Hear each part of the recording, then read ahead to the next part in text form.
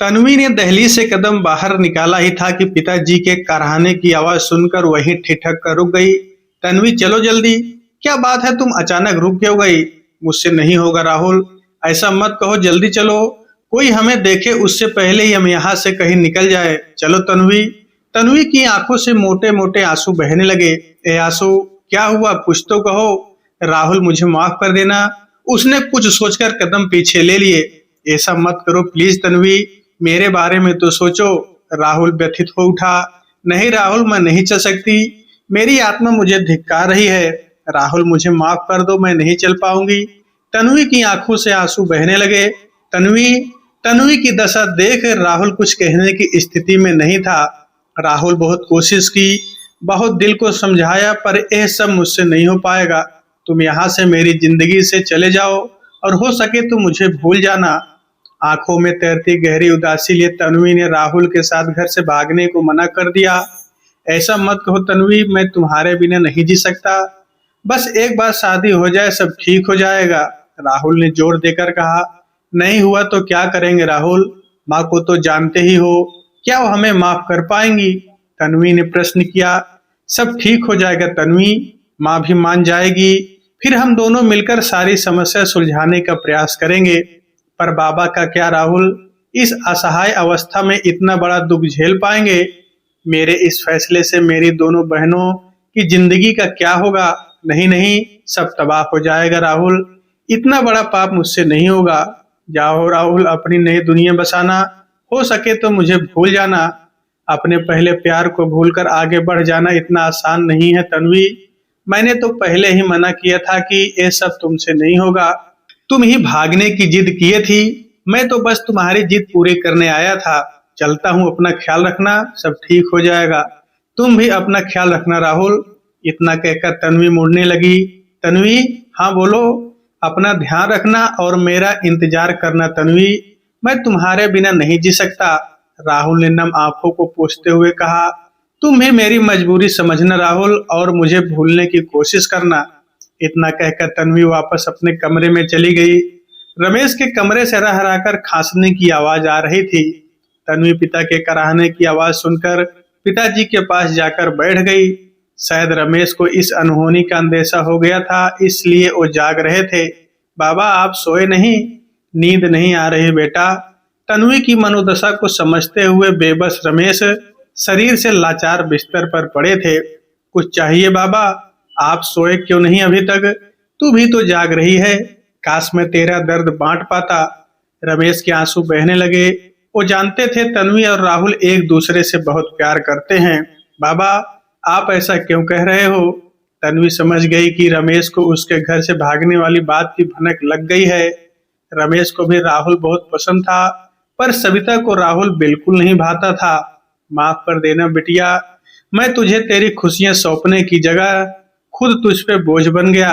यह सोचकर रमेश की आंखों से आंसू बहने लगे। मेरी सबसे बड़ी खुशी तो आप हैं, आप स्वस्थ हो जाएं तो मुझे सारे जहां की खुशियां अपने आप ही मिल जाएंगी बाबा। तन्वी खुद की रुलाई रोकने की भरपूर कोशिश करते हुए बोली। हाँ, काश सविता वो देख पाती जो मैं राहुल में देख रहा हूँ। राहुल न सिर्फ सच्चा प्रेमी है, बल्कि एक अच्छा इंसान भी है। उसके दिल में छोटों के लिए प्यार है तो बड़ों के दिल से सम्मान करने वाले राहुल में पता नहीं क्या कमी दिखती है सविता को। रमेश मन ही मन सोचने लगे। राहुल की सादगी और ईमानदारी हमेशा रमेश के मन को छू जाती थी, और जब रमेश ने राहुल और तन्वी के बीच पनपते प्रेम की भनक पड़ी तो मन ही मन बहुत खुश हो गए। उन्होंने सोच लिया कि एक ना एक दिन वो सविता को समझा बुझाकर तन्वी और राहुल की शादी करवा देंगे। ईश्वर पता नहीं किस पाप की सजा दे रहे हैं मुझे। बाबा, ऐसा क्यों कह रहे हो? बेटा, अगर आज मैं स्वस्थ होता तो क्या अपने बच्चों की इच्छा पूरी करने की कोशिश नहीं करता? काश वो दिन नहीं आया होता तो आज मैं। रमेश उस दिन को कोसने लगे जब गृह क्लेश के चलते उच्च रक्तचाप के कारण वो लकवाग्रस्त होकर बिस्तर पर गिर पड़े। बाबा, जो हो गया उसे तो बदला नहीं जा सकता, आप चिंता मत करो, सब अच्छा होगा। मैं हूं ना, मैं जल्दी ही सब पहले की तरह ठीक कर दूंगी बाबा।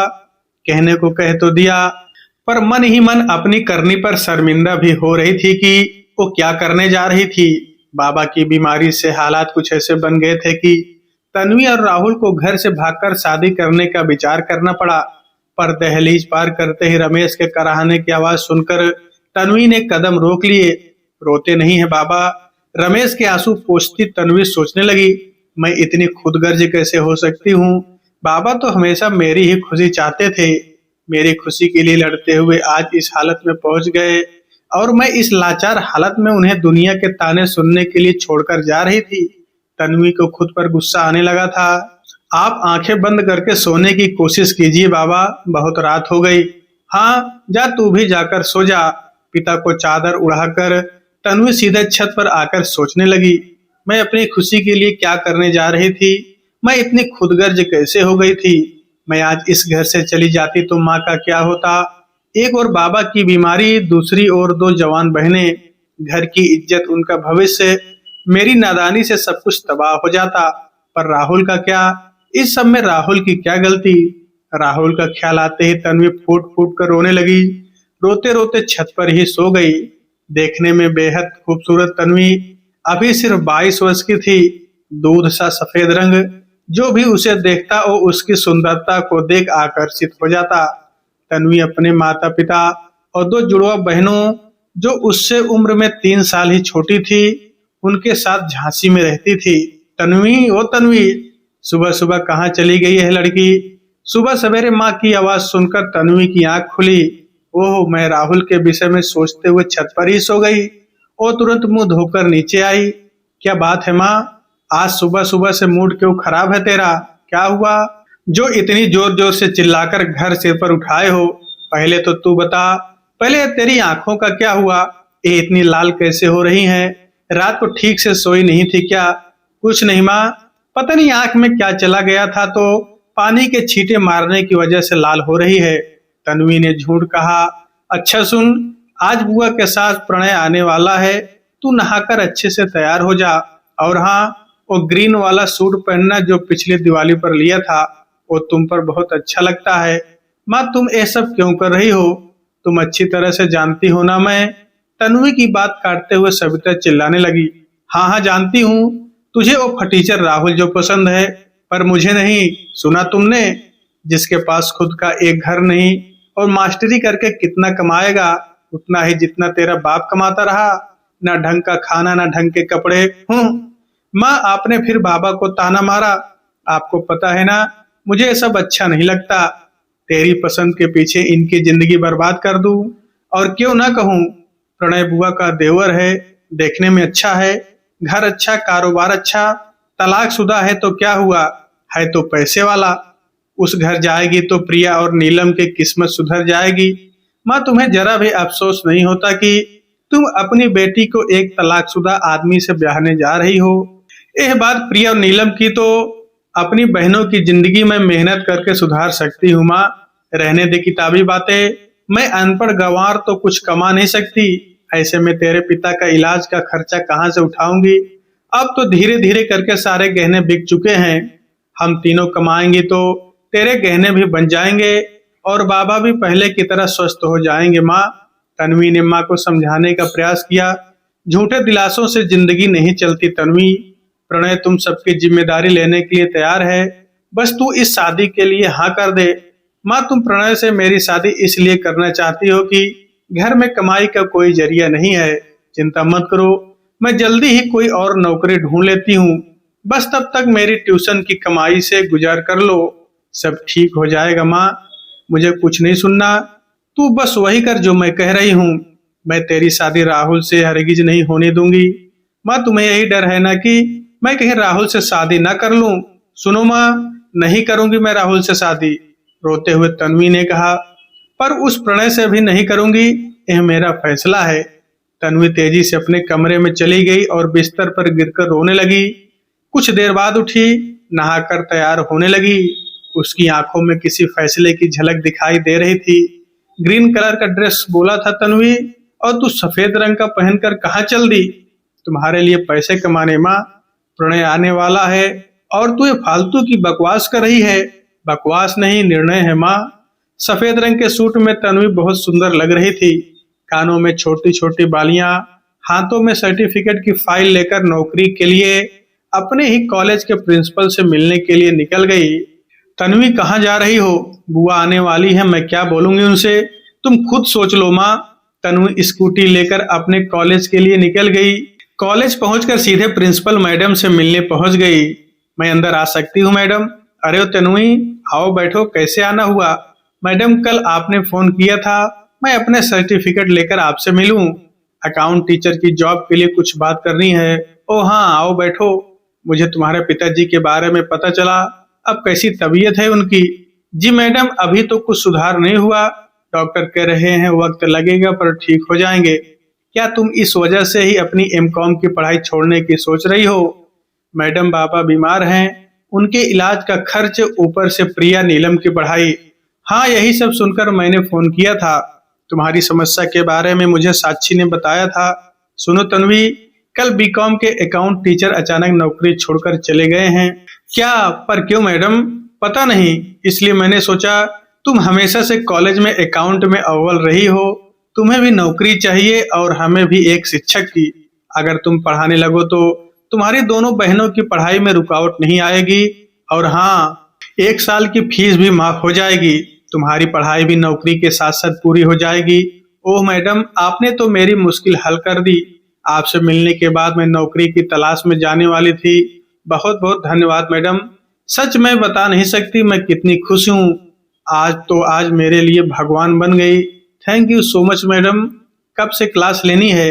आज से ही पढ़ाना शुरू कर दो, तुम्हें रागिनी मैडम सब समझा देंगी। ये लो मेरा लेटर, उन्हें दे देना। जी मैडम, आपका बहुत बहुत धन्यवाद। प्रिंसिपल के रूम से बाहर आकर तन्वी ने रागिनी मैडम से मिलकर क्लास की जानकारी ली। आज तन्वी के मन से एक बोझ हल्का हो गया था। अभी क्लास शुरू होने में समय था। तन्वी कॉलेज की कैंटीन की बेंच पर बैठ गई। कॉलेज में जब भी वक्त मिलता वो अक्सर राहुल के साथ यहीं आ बैठती थी। राहुल तन्वी का सीनियर था। कॉलेज में पढ़ाई पूरी करने के बाद यहीं अकाउंटेंट पढ़ाने लगा था। हे भगवान, जॉब मिलने की खुशी में यह कैसे भूल गई कि अकाउंट टीचर तो राहुल था। एक ख्याल आते ही तन्वी घबरा गई। राहुल ने नौकरी छोड़ दी। क्यों? कहीं राहुल मुझसे नाराज होकर ये शहर छोड़कर तो नहीं जा रहा? एक ख्याल आते ही तन्वी की आंखों में नमी तैरने लगी। तभी किसी ने पीछे से कंधे पर हाथ रखा। बिना देखे ही तन्वी के मुंह से निकला राहुल। मुड़कर देखा तो राहुल ही था। तन्वी को देखकर मिलने आया था। हाँ मैं। ओ, मैंने तुम्हें कॉलेज में आते देखा तो मिलने चला आया। मुझे अकाउंट टीचर की जॉब के लिए प्रिंसिपल मैडम ने बुलाया था। कह रही थी कि अकाउंट टीचर की जगह खाली है, मैं अकाउंट पढ़ाने लगूं। अरे वाह, ये तो बहुत अच्छी बात है। बधाई हो तन्वी। ये विषय तो तुम पढ़ाते थे ना राहुल? तन्वी ने राहुल की आंखों में देखते हुए पूछा। बोलो राहुल, तुमने अचानक नौकरी क्यों छोड़ दी? तन्वी, मैंने कुछ दिन पहले एक बड़ी कंपनी से जॉब के लिए अप्लाई किया था। कल वहां से जॉब के लिए फोन आया तो मैंने यह जॉब छोड़ दी। राहुल ने शून्य में देखते हुए कहा। राहुल कुछ छिपाना चाह रहा था, शायद इसलिए तन्वी से नजर नहीं मिला पा रहा था। कुछ देर मौन के बाद तन्वी, हाँ कहो। मैं रात के विषय में कोई बात नहीं करूंगा, क्योंकि मुझे पता था तुम्हारा यही फैसला होगा। पर उस समय तुम कुछ सुनने को तैयार नहीं थी। तुम कुछ करना लो गुस्से में, इसलिए मैंने तुम्हारी बात मान ली थी। मुझे नहीं जानना तुम्हारे मन में क्या चल रहा है, पर इतना कहूंगा कि जब तक जिंदगी है मैं तुम्हारा इंतजार करूंगा। वैसे ही कहने आया था, चलता हूँ। मुझे तुम्हारा हर फैसला मंजूर है। कोई मदद चाहिए तो बताना। राहुल उठकर तेजी से चला जाता है। वह तन्वी को अपने आंसू दिखाकर कमजोर नहीं करना चाहता था। तन्वी डबडबाई आंखों से उसे जाते देखती रही। तभी घंटी बजने लगी। तन्वी उठकर क्लासरूम में चली गई। प्रिंसिपल के कमरे में, मैडम मैं अंदर आ सकता हूँ? आओ राहुल। मैडम, आप तन्वी को कभी मत बताना, यह नौकरी मैंने उसके लिए छोड़ी है। मैंने ही उसके बहनों की 1 साल की फीस भर दी है। राहुल, मैंने तन्वी को इस बारे में कुछ नहीं बताया। मैं जानती हूँ वो बहुत स्वाभिमानी लड़की है। वो कितना भी परेशान रहेगी पर किसी से कोई भी मदद नहीं लेगी। तुम इस बात की चिंता मत करो, उसे कुछ पता नहीं चलेगा। Thank you so much madam. तुम बहुत अच्छे हो राहुल, और तन्वी अकाउंट में बहुत ही होनहार। अगर उसकी काबिलियत से बच्चों को कुछ सीखने मिले तो कॉलेज के लिए गर्व की बात होगी। जी धन्यवाद मैडम, मैं चलता हूँ। राहुल को कहीं से भी नौकरी के लिए फोन नहीं आया था। उसने यह नौकरी तन्वी के लिए छोड़ी थी और खुद अपने लिए नौकरी की तलाश में था। राहुल नहीं चाहता था कि तन्वी नौकरी के लिए इधर उधर भटकती फिरे और कोई उसकी मासूमियत का फायदा उठाने की कोशिश करे। घर पर, सरला, तुझे पहले ही बता दिया था कि हम आ रहे हैं, फिर भी इतनी लापरवाही। बुआ तन्वी की मौसी अपने देवर को लेकर आ चुकी थी। बुआ, वो बस आती ही होगी। ये लड़की भी, सविता बड़बड़ाई। प्रिया नीलम बार बार तन्वी का फोन लगा रहे थे। तन्वी ने फोन स्विच ऑफ कर पर्स में रख दिया। क्लास ए में लेक्चर खत्म करने के बाद क्लास बी को पढ़ाकर तन्वी साक्षी के घर के लिए निकल गई। साक्षी तन्वी की बचपन की सहेली थी। जब से बाबा बीमार हुए वो साक्षी के साथ ही बच्चों को ट्यूशन पढ़ाने लगी थी। साक्षी शौकिया और तन्वी मजबूरी में परिवार की जरूरतें जो पूरी करनी थी। तन्वी को क्लासरूम में आते देख साक्षी चौंकी। अरे तन्वी, तुम तो कल रात राहुल के साथ, क्या हुआ, सब ठीक तो है? सब ठीक है साक्षी। बहुत सोचने के बाद कल रात मैंने अपना फैसला बदल लिया। मुझे समझ आ गया है, हालात से डरकर नहीं, डटकर सामना करना चाहिए। तो अब क्या सोचा है? अब मैं बाबा की सारी जिम्मेदारी उठाऊंगी। प्रिया नीलम भी आगे पढ़ेंगी। माँ यही तो नहीं चाहती कि मैं राहुल से शादी करूं। नहीं करूंगी, पर उस अधेड़ प्रणय से तो हरगिज नहीं। ये हुई ना बात। पता नहीं बुआ ने माँ को क्या पट्टी पढ़ाई कि उन्हें वो अधेड़ प्रणय अच्छा लगने लगा। तभी साक्षी के फोन पर प्रिया का फोन आता है। साक्षी दी आई है क्या? तन्वी दीदी का फोन बंद आ रहा है और यहाँ घर पर बवाल मचा हुआ है। प्रिया ने रोते हुए कहा। क्या हुआ? प्रिया, साफ साफ कहो, तुम रो क्यों रही हो? क्या बाबा ठीक है? क्या बात हो गई? रो मत, मैं घर आ रही हूँ। तन्वी ने साक्षी से फोन लेकर प्रिया से कहा और तुरंत घर के लिए निकल गई। घर पर, मैं तो पहले से ही कहती थी सविता, तेरी बेटी के लक्षण ठीक नहीं है। सुबह से शाम हो गई, कुछ खबर नहीं। किसी के साथ मुंह काला करने भाग गई होगी। इतना अच्छा रिश्ता लाई थी, तुम सब जिंदगी भर मजे करते। बुआ, मेरी तो किस्मत ही खराब है। अभाव में जीती आई हूँ और अभाव में ही मरना लिखा है। तू क्यों मरे अभाव में? अभी भी कुछ नहीं बिगड़ा सविता। प्रणय को तन्वी पसंद थी ना, यह नीलम भी तो उसी की परछाई है। क्या कहते हो प्रणय? जैसा आप ठीक समझो भाभी। प्रणय ने गंदी नजर से नीलम को देखते हुए कहा। पर बुआ, नीलम अभी बहुत छोटी है। प्रणय बहुत बड़े हैं उससे। कुछ छोटी नहीं, 19 बरस की हो गई है। अब सोच मत सविता, कोई ज्यादा फर्क नहीं है। 15-16 साल कोई ज्यादा नहीं होते। पहले के जमाने में भी ऐसे ही शादियां होती थी। फिर भी बुआ, अब हाँ भी कर दे सविता। इतना पैसे वाला घर और रिश्ता बार बार नहीं मिलता। यह कैसी बात कर रही हो बुआ? नीलम यह सुनकर चक्कर खाकर गिर पड़ी और प्रिया ने साक्षी को फोन लगा दिया। सविता के दिमाग में सिर्फ बुआ की सीख का असर था। माँ की ममता जाने कहाँ चली गई। नीलम को रोकने के लिए तैयार करके बुआ ने सगाई की रस्में शुरू ही की थी कि बंद करो ये सब। तन्वी ने तेजी से आकर सारा सामान उठाकर फेंक दिया। तन्वी, सविता तो तन्वी का यह रूप देख दंग रह गई। डरी समी रहने वाली तन्वी इतनी उग्र भी हो सकती है? ये क्या बदतमीजी है सविता, तुम्हारे घर में मेरा ऐसा अपमान। चलो प्रणय यहाँ से। हाँ जाओ, चली जाओ। बुआ, तुम्हें रोका भी किसने है? तन्वी, तड़ाक। तन्वी के गाल पर सविता ने जोर का चाटा मारते हुए कहा। यह कौन सा तरीका है बुआ से बात करने का? कौन सी बुआ? माँ, इन्हें बुआ का मतलब भी पता है क्या? बुआ मतलब माँ जैसी, पर माँ जैसा इनमें ऐसा कुछ नहीं है। माँ, ये प्रणय से मेरी शादी इसलिए कराना चाहती है ताकि शादी के बाद भी मैं इनसे दबी रहूं और प्रणय की दौलत पर इनके ऐश होते रहे। है ना बुआ? सही कह रही हूं ना? ये क्या कुछ भी बके जा रही है सविता? यही सच है बुआ। आज जब मैं गायब थी तो इन्हें लगा मैं भाग गई हूँ, इनके ऐसो आराम न छिन जाए, इसलिए तो यह नीलम की बलि चढ़ाने लगी। इन्हें अच्छी तरह मालूम है प्रिया किसी से भी ना डरती है ना ही दबती है। नीलम सीधी है तो यह उसे आसानी से अपने काबू में कर सकती है। तेरी बेटी पागल हो गई है सविता। चलो प्रणय, इस जैसी कई लड़कियां मिल जाएंगी हमें। माँ, होश में आओ। माँ, आप हमारी माँ हो। क्या आप अपनी बेटियों का भविष्य तबाह करके खुश रह पाओगी? बोलो माँ, क्या ऐसी शादी से घर में आई खुशियां तुम्हें सुख देंगी? सविता कुछ देर तक चुपचाप बैठी रही। शायद उन्हें अपनी गलतियों का एहसास होने लगा था। सविता, तेरी बेटी के बकवास सुनने का वक्त नहीं है हमारे पास। हाँ या ना में हमें जवाब दो और बैठकर रो इनकी और इनकी फूटी किस्मत पर। सविता को भी अब समझ आने लगा था। उसने तुरंत अपनी बेटियों की तरफदारी करते हुए कहा, बुआ आप जा सकती हैं। ईश्वर ने मेरी आंखें खोल दी। तुम माँ नहीं बनी, इसलिए मेरी बेटियों का दर्द क्या जानूं। मैं माँ होकर धन के लालच में अपनी बेटी को बलि चढ़ाने चली थी, पर अब नहीं। आप जाइए, यहाँ कोई रिश्ता नहीं होगा। सविता ने बहन को घर से निकल जाने को कहा। सविता होश से काम ले। होश में तो अब आई हूं मैं। बस बहुत हुआ बुआ, इससे पहले कि मेरे हाथों आपका अपमान हो, चले जाइए यहाँ से। सविता मती मारी गई है तेरी। तू तन्वी की बातों पर भरोसा कर अपनी जिंदगी बर्बाद कर रही है। अभी भी कुछ नहीं बिगड़ा। मैं प्रणय को मना लूंगी। तू शादी की तैयारी कर। मैंने कहा ना बुआ, निकल जाइए मेरे घर से। चलो भाभी यहाँ से। तुझे तो मैं देख लूंगा तन्वी। हाँ, जब देखना तब हम भी देख लेंगे। कहते हुए प्रिया ने बुआ और प्रणय के बाहर निकलते ही दरवाजा बंद कर दिया। दीदी रोते हुए नीलम तन्वी के गले लग गई। बस बस चुप हो जा।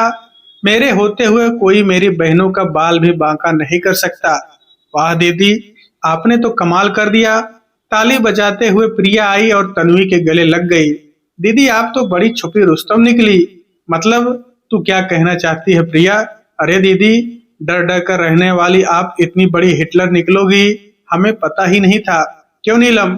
वाह हिटलर दीदी, क्या कमाल किया आपने। आज मजा आ गया।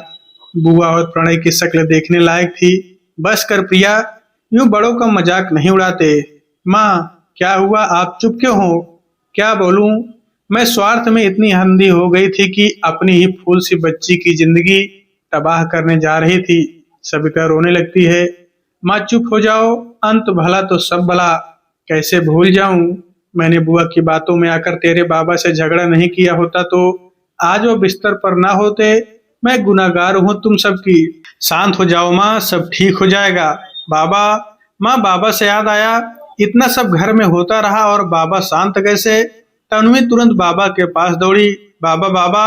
रमेश बहुत गहरी नींद में सो रहे थे। बाबा उठो। माँ सविता सिर झुका लेती है। माँ आप कुछ छुपा रही हो, बोलो क्या बात है? वो बुआ ने इन्हें प्रसाद में नींद की दवा दी है ताकि रस्मों के बीच कोई विघ्न ना आए। माँ, और तुमने खिलाने दी? तीनों बहनों के मुंह से एक साथ एक ही बात निकली। फपक कर रो पड़ी सविता। मुझे माफ कर दो मेरे बच्चों, मुझे माफ कर दो। तन्वी माँ को चुप कराती है। सब भूल जाओ माँ, आज के बाद इस घर में कोई पुरानी बातें नहीं करेगा। तुम दोनों कल से कॉलेज जाना शुरू कर दो। पर दी फीस? तुम लोगों की 1 साल की फीस प्रिंसिपल मैडम ने माफ कर दी है। मुझे भी कॉलेज में अकाउंट टीचर की नौकरी मिल गई है। अब सब ठीक हो जाएगा। माँ, बाबा को फिजियोथेरेपिस्ट के पास लेकर जाने की जिम्मेदारी अब आपकी है। ठीक है बच्चा। धीरे धीरे सब चीजें संभलने लगती है। वक्त भी अपनी रफ्तार से भागता रहता है।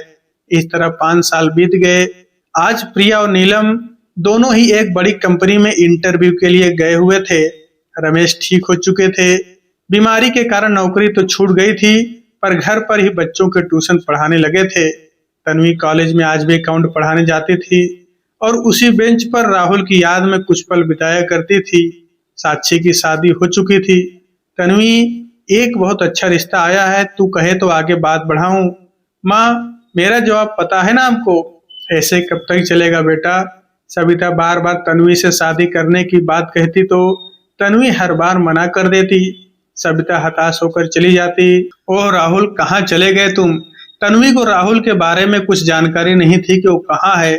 बेटा खिड़की में क्यों खड़ी हो? आओ खाना खा लो। बाबा, प्रिया और नीलम आग जाएं। तन्वी बड़ी बेचैनी से खिड़की पर खड़ी दोनों बहनों का इंतजार कर रही थी। इस बात से बेखबर की 2 आंखें उसको भी देख रही हैं। तन्वी, तुम जरा भी नहीं बदली, सबकी चिंता है। बस एक मुझे ही भूल गई शायद। ये राहुल ही था जो उसके घर से कुछ दूर कार में बैठा हुआ था। आंखों पर काला चश्मा, ग्रे कलर का सूट, फ्रेंच कट दाढ़ी। राहुल किसी हीरो से कम नहीं दिख रहा था, पुराने राहुल से बिल्कुल अलग। तन्वी भी एक नजर में धोखा खा जाए। यह कौन है पता नहीं, पर मुझे ऐसा लग रहा है कि ये मुझे ही देख रहा है। कौन हो सकता है? राहुल कुछ देर तक तन्वी को देखता रहा। तन्वी को भी कुछ एहसास हुआ कि कार में बैठा शख्स उसे ही देख रहा है। तो घर के अंदर आ गई। तन्वी को क्या पता कि गाड़ी के अंदर राहुल हो सकता है।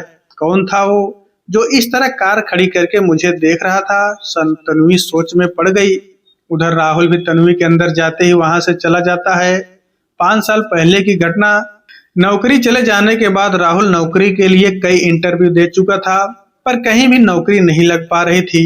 माँ बाप तो थे नहीं, अकेला रहता था और ट्यूशन का ही सहारा था। एक दिन एक ऐसी घटना घटी जिसने राहुल की जिंदगी ही बदल कर रख दी।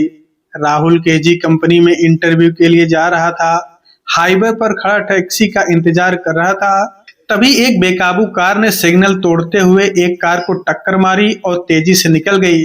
कार में सवार दंपति बुरी तरह घायल हो गए थे। भीड़ सेल्फी लेने में मगन थी। हटो, जगह दो, शर्म आनी चाहिए आप लोगों को, यहाँ किसी की जान जा रही है। राहुल तुरंत उन लोगों को लेकर हॉस्पिटल भागा। दोनों की हालत गंभीर थी, ऑपरेशन होना था। बिना पैसे डॉक्टर इलाज को तैयार नहीं थे। तुरंत ऑपरेशन करना होगा, आप सारी फॉर्मेलिटी पूरी करके पैसे जमा कर दीजिए। जी डॉक्टर, आप पैसे की चिंता मत कीजिए, बस दोनों की जिंदगी बचा लीजिए। राहुल ने जितने पैसे उसके पास थे वो डॉक्टर को दिए। बोला, आप ऑपरेशन शुरू कीजिए, तब तक वो और पैसे लेकर आता है। राहुल ने अपनी माँ के जेवर गिरवी रखकर पैसे जमा किए। ऑपरेशन खत्म हो चुका था। राहुल उन लोगों के होश में आने का इंतजार कर रहा था।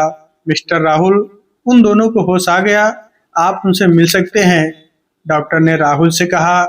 तुरंत राहुल उन लोगों से मिला और उनका सामान, पर्स और मोबाइल उन्हें सौंप दिया। कैसे हैं आप लोग? माफ कीजिए, आपके घर वालों को खबर नहीं कर पाया, आपके मोबाइल टूट गए थे। आपका बहुत बहुत धन्यवाद नौजवान। मैं सुमित्रा, सुधीर मेरे पति, हम लोग अकेले रहते हैं, हमारा कोई रिश्तेदार नहीं। आपका नाम? जी मैं राहुल अग्रवाल। आपने हमारी जान बचाई, उसके लिए आपका बहुत बहुत धन्यवाद राहुल जी।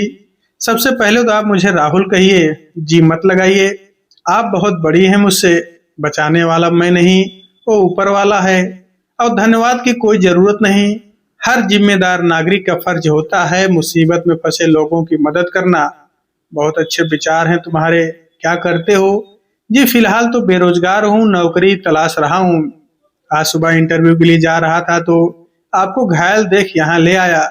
तभी डॉक्टर आते हैं। अभी कैसा लग रहा है? आप लोगों की किस्मत अच्छी थी जो मिस्टर राहुल आप लोगों को वक्त पर अस्पताल ले आए और आपके ऑपरेशन का पूरा खर्च उठाया। डॉक्टर के जाने के बाद, बेटा मेरे पर्स में मेरा एटीएम कार्ड है, जरा निकाल दो। ये लीजिए। राहुल कार्ड निकाल कर देता है। सुनो बेटा, सुधीर ने राहुल को कार्ड देते हुए कहा, मेरा पासवर्ड लिखो और जितना पैसा तुम्हारा खर्च हुआ है वह निकाल कर ले आओ। ये आप क्या कह रहे हैं? और ऐसे कैसे आप मुझे पासवर्ड बता सकते हैं? आप तो मुझे जानते नहीं, फिर मुझ पर भरोसा कैसे कर सकते हैं? सुधीर बोले, तुम हमें जानते थे क्या बेटा? बेटा फिर भी तुमने अपने पैसे खर्च किए ना, जबकि तुम जानते थे कि अगर हम नहीं बचे तो तुम्हारे पैसे भी बर्बाद। तो फिर हम, बस कीजिए, आप दोनों चुपचाप आराम कीजिए वरना मैं यहाँ से चला जाऊंगा। सुमित्रा और सुधीर केजी कंपनी के मालिक थे। आज हॉस्पिटल से डिस्चार्ज होने के बाद राहुल उन्हें उनके घर छोड़ने आता है तो उनका आलीशान बंगला देखकर दंग रह जाता है। अंदर बैठक में एक 14-15 वर्ष के लड़के की बड़ी सी तस्वीर लगी थी जिस पर हार टंगा हुआ था। तस्वीर देख राहुल ठिठक कर रुक गया। यह हमारा बेटा, मौत ने हमसे छीन लिया। जिंदा होता तो आज तुम्हारे जैसा ही होता। ओह माफ करना, मैंने आप लोगों को दुखी कर दिया। अच्छा मैं चलता हूँ। राहुल वापस जाने के लिए मुड़ा ही था कि सुधीर ने राहुल को आवाज दी, रुको, कल आकर मुझसे मिलना, यह मेरी कंपनी का कार्ड है। राहुल कार्ड देखते ही, अरे इसी कंपनी में तो इंटरव्यू के लिए आप, मैं इसका मालिक हूँ, केजी यानी सुमित्रा और सुधीर, मैं तुम्हारा इंतजार करूंगा। जी कल मिलता हूँ। उस दिन से राहुल सुमित्रा और सुधीर का चहेता बन गया और इधर इस घटना से राहुल की जिंदगी बदलने लगी। राहुल आज केजी कंपनी का एमडी बन चुका है।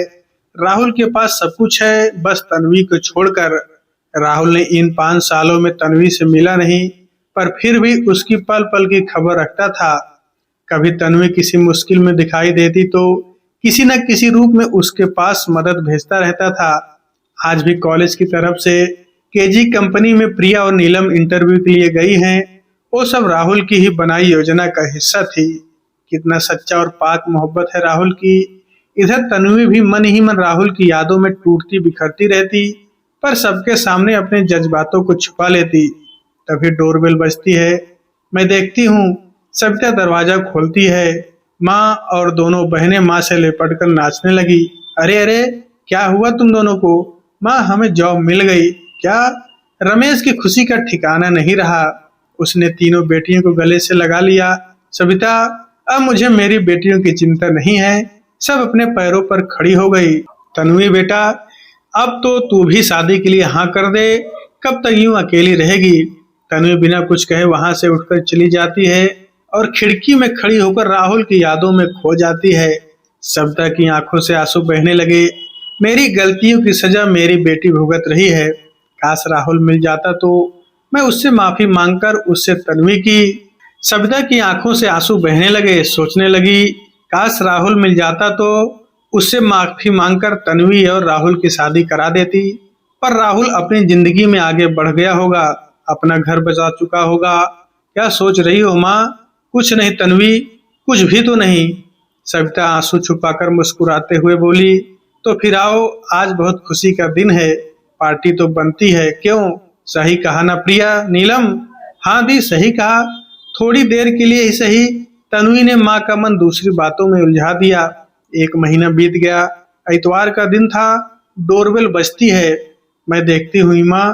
तन्वी दरवाजा खोलती है। सामने साक्षी खड़ी थी। साक्षी, तू? मेरी जान, कब आई? कहाँ है आजकल? बिट्टू कैसा है? रोहित कैसे हैं? तन्वी एक सांस में कई सवाल कर देती है। अरे अंदर तो आने दे उसे। सविता बोली, दरवाजे पर ही सारे सवाल करेगी क्या? हाँ आंटी, देखो ना, मेरी चिंता नहीं। रोहित कैसे हैं? बिट्टू कैसा है? मुझे गले लगाना भूल गई। शिकायत भरे लहजे में बोलते हुए साक्षी सविता से गले मिलती है। कैसी हो आंटी? मैं अच्छी हूँ, तुम कैसी हो बेटा? मैं भी अच्छी हूँ। जाओ दोनों कमरे में जाकर बात करो, मैं चाय नाश्ता लेकर आती हूँ। जी आंटी। साक्षी तन्वी के साथ दोनों कमरे में आ जाती हैं। साक्षी, राहुल, तन्वी तीनों ही बचपन के साथी थे। साक्षी, बहुत दिनों बाद तुझे देख पुराने दिन याद आ गए। हाँ, मुझे भी। तन्वी, तूने अपने बारे में क्या सोचा? किस बारे में? लाइफ में आगे बढ़ने के बारे में। तू मुझसे मिलने आई है या सलाह देने? तन्वी थोड़ा चिढ़कर बोली, अरे बाबा, नाराज क्यों होती है? कब तक यूं अकेली रहोगी बता? इतने सालों में राहुल मिला तुझे, क्या पता वो यहाँ है भी या नहीं। वो यही है मेरे आसपास, मुझे उसका एहसास है, बस सामने नहीं आना चाहता। तेरा वहम भी तो हो सकता है, क्या पता वो शादी कर चुका हो। साक्षी बोली, नहीं, उसने वायदा किया है मुझसे, मेरा इंतजार करेगा। तन्वी ने कहा, तो मिलने तो आता, फोन तो करता। मैंने कसम दी थी, जब तक मैं ना कहूँ वो मेरे घर पर नहीं आए और फोन भी ना करे, मैं ही उसे फोन करूंगी। तो किया कभी नहीं, हिम्मत नहीं हुई। मौसम बहुत सुहाना हो रहा था। मैं चाय नाश्ता रख गई। दोनों सहेलियां बालकनी में पुरानी बातों में मगन थी। तभी राहुल की कार वहां से गुजरी। तन्वी को देखकर राहुल ने कार रोकी ही थी कि तन्वी की उस पर निगाह पड़ी। आज इसकी खैर नहीं, तू रुक, मैं अभी आती हूँ। अरे क्या हुआ, बता तो सही। अरे इस कार वाले ने दिमाग खराब कर रखा है। जब भी यहाँ से निकलता है कार साइड में लगाकर मेरी खिड़की में देखता है। अभी बैठे देखा, फिर कार रोक दी। अरे जाने देना यार, तू है ही इतनी खूबसूरत कि कोई भी पागल हो जाए। घूमने चले तन्वी? कहाँ? वहीं अपनी फेवरेट जगहों पर। बहुत दिन बाद तो मिले हैं। तेरा बेटा बिट्टू को माँ के पास छोड़कर आई हूँ। अभी 2 साल का हो गया तो माँ आराम से संभाल लेंगी। पहले घूमेंगे, फिर शॉपिंग मॉल और बाद में डिनर। आज का दिन तेरे नाम। चल फिर माँ, हम लोग आते हैं। दोनों घूमने निकल पड़ती हैं। फिर जैसे ही शॉपिंग मॉल के अंदर जाने लगी कि तन्वी उस कार को भी शॉपिंग मॉल के पार्किंग एरिया में रुकते देखती है। साक्षी, ये तो हमारा पीछा करते हुए यहाँ भी आ गया। कौन है ये? क्या चाहता है? तू अंदर चल तन्वी, मैं इसको सबक सिखाकर आती हूँ। तन्वी को अंदर भेजकर साक्षी राहुल की ओर चल देती है। तन्वी को शॉपिंग मॉल के अंदर जाने के लिए कहकर साक्षी पार्किंग एरिया में पहुंची तो देखा कार खाली थी और लॉक थी। अरे कहाँ चला गया? अभी तो गाड़ी में ही था। सुनो वॉचमैन, इधर आओ। जी मैडम जी, कहिए।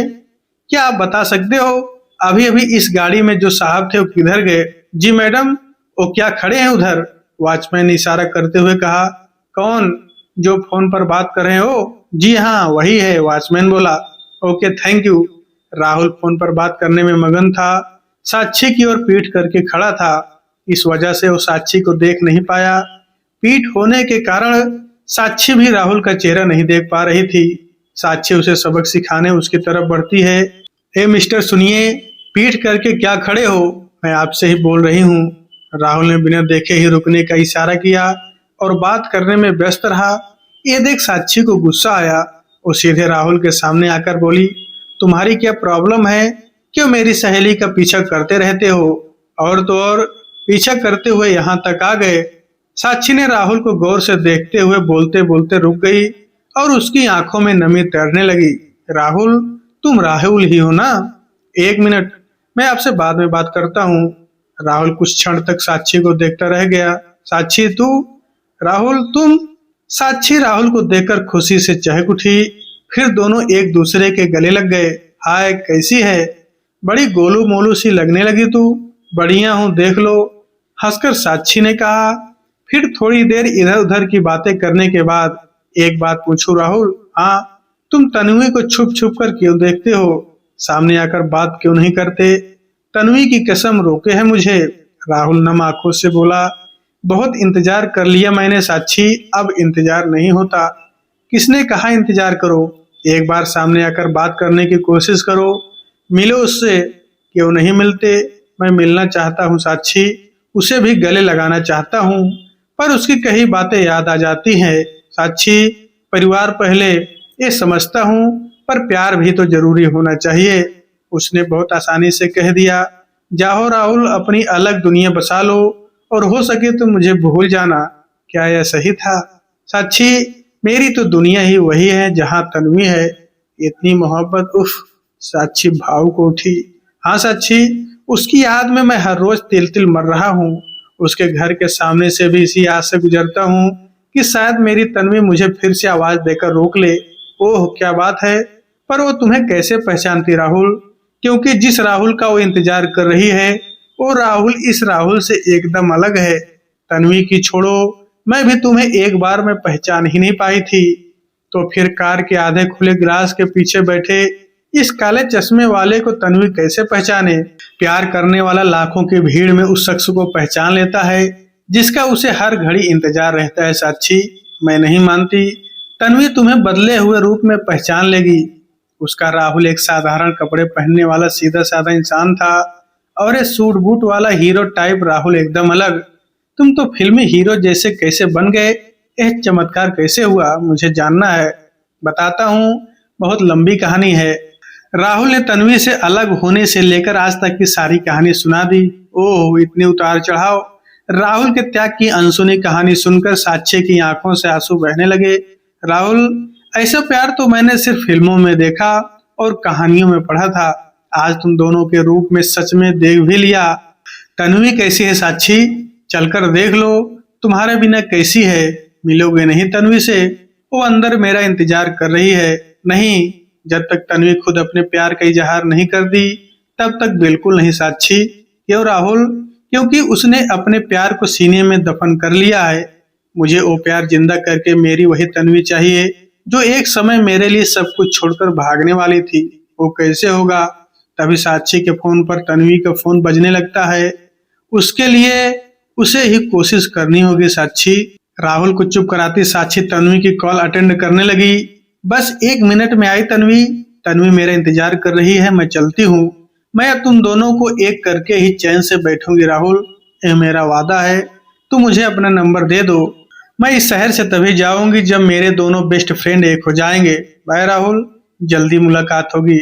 साक्षी राहुल का नंबर लेकर शॉपिंग मॉल के अंदर चली गई थी। साक्षी राहुल से मिलकर तन्वी के पास चली जाती है। राहुल वापस अपने घर लौट गया। आज बहुत सुकून महसूस कर रहा था। कोई तो है जिसने उसके दिल का दर्द समझा। कहाँ रह गई थी यार? कौन था वो? इतनी देर क्यों लगी आने में? अरे अरे, रुक तो सही, सांस तो लेने दे। कोई नहीं था। जब पार्किंग एरिया में पहुंची तो वो कार में नहीं था। फिर वॉचमैन से पूछा, उसने जिधर बोला उधर देखने गई, वहां कोई नहीं था।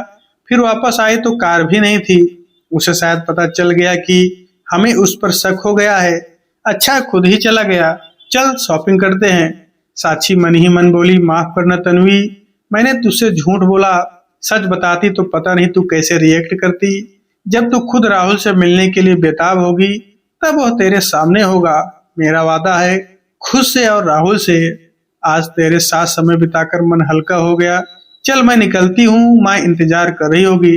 रुकना, पापा की गाड़ी आने वाली है। पहले तुझे घर छोड़ूंगी फिर मैं घर जाऊंगी। रात के 9 बजे थे। साक्षी अपने पापा की गाड़ी से तन्वी को घर छोड़कर अपने घर के लिए निकल जाती है। घर पर माँ उसका इंतजार कर रही थी। बिट्टू सो गया था। माँ, बिट्टू ने परेशान तो नहीं किया? नहीं परेशान तो नहीं किया, पर बार बार तुझे पूछ रहा था। साक्षी ने प्यार से बिट्टू का माथा चूमा और माँ के साथ बैठक में आ गई।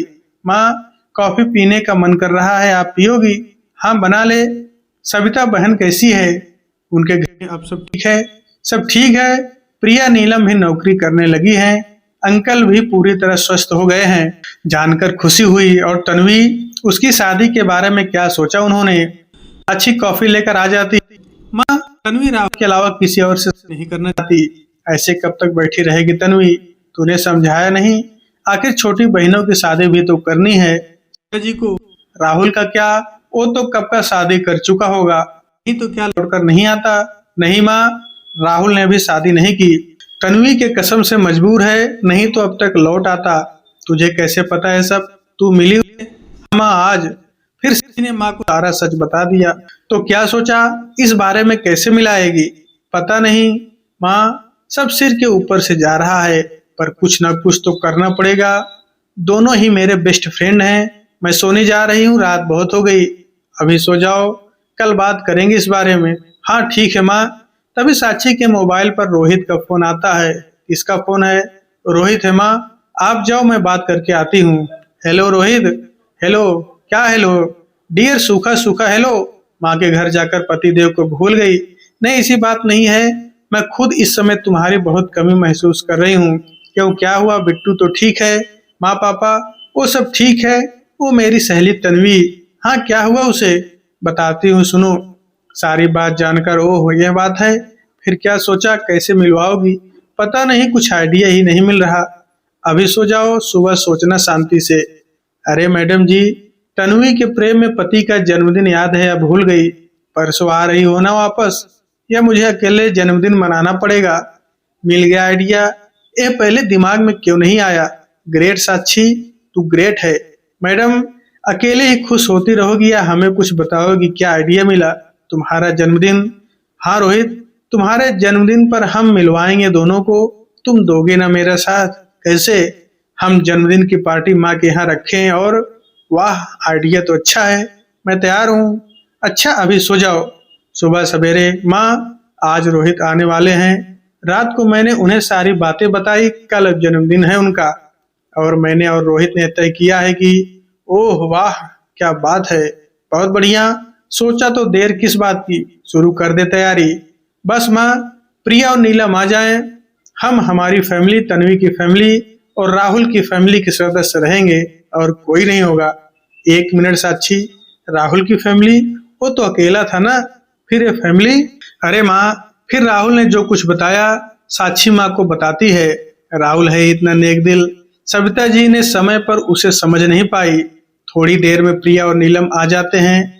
जन्मदिन की तैयारी में जुट जाते हैं। सारी तैयारियां करने के बाद अच्छा दी अब चलते हैं, कल सुबह जल्दी आकर पूरी सजावट करते हैं। बाय दी, बाय आंटी। प्रिया सुनो, तन्वी को कुछ मत कहना, साक्षी ने पीछे से आवाज देकर कहा। आज सुबह से ही चहल पहल थी। तन्वी भी मदद के लिए आ गई थी। पार्टी की तैयारियां हो चुकी थी। रोहित भी आ गया था। हंसी मजाक के दौर चल रहे थे। दिन निकल गया। रोहित की फैमिली भी आ गई थी। तन्वी के माता पिता भी आ गए थे। राहुल भी सुमित्रा जी और सुधीर जी के साथ आया, पर तन्वी राहुल को ना देख पाए, इसलिए पास के रूम में उसे रुकने को कहा। तन्वी हल्के पिंक कलर का सूट पहने खुले बालों में बेहद खूबसूरत लग रही थी, पर चेहरे पर हल्की सी उदासी की झलक भी स्पष्ट दिखाई दे रही थी। आज तन्वी को बहुत बेचैनी महसूस हो रही थी। वो खिड़की में आकर खड़ी हो जाती है। साक्षी आती है। क्या हुआ तन्वी, यहाँ क्यों खड़ी है? चल अंदर चल, केक काटने का समय हो गया, सब आ गए। सॉरी साक्षी, पर ना जाने क्यों मुझे राहुल का एहसास हो रहा है, जैसे वो यहीं कहीं है, मेरे बहुत करीब, बस सामने नहीं आ रहा। यार तेरा वहम है, ऐसा कुछ नहीं। चल रोहित इंतजार कर रहे हैं। केक कटने के बाद सब रोहित को शुभकामनाएं देते हैं, पर तन्वी अपने में ही खोई गुमसुम सी बैठी थी। क्या हुआ साली साहिबा, नाराज है क्या मुझसे? नहीं जीजू, आप ऐसा कैसे सोच रहे हैं? तभी तो आपने तो मुझे जन्मदिन की शुभकामनाएं भी नहीं दी। तन्वी चौंक कर, वो माफ करना, मेरा ध्यान, बहुत बहुत शुभकामनाएं जीजू। अब शुभकामनाओं से काम नहीं चलेगा, आपको कोई गीत गाना पड़ेगा, आपकी यही सजा है। मैं गीत? नहीं नहीं, मुझे नहीं आता। साक्षी बोलो। साक्षी ने ही बताया, तुम बहुत अच्छा गाती हो, सब गाने के लिए जोर देने लगते हैं। तन्वी बहुत बेचैन हो रही थी राहुल के लिए, उसे राहुल के अपने करीब होने का एहसास हो रहा था। लाइट्स ऑफ हो जाती है, सिर्फ एक गोल लाइट तन्वी के ऊपर थी। साक्षी राहुल को लेकर आ जाती है। तन्वी अंधेरे के कारण उसे देख नहीं पाती। गाना शुरू होता है, तन्वी बीच में ही रुक जाती है, उसका दर्द आंसू में बहने लगता है। तभी, तेरी आंखों में आंसू मुझे अच्छे नहीं लगते। राहुल, ये तो राहुल की आवाज है। तन्वी चौंक कर इधर उधर देखने लगती है, पर अंधेरे में कुछ नहीं दिखाई देता, बस गाने की आवाज आती है। करती हो मुझसे अब भी प्यार?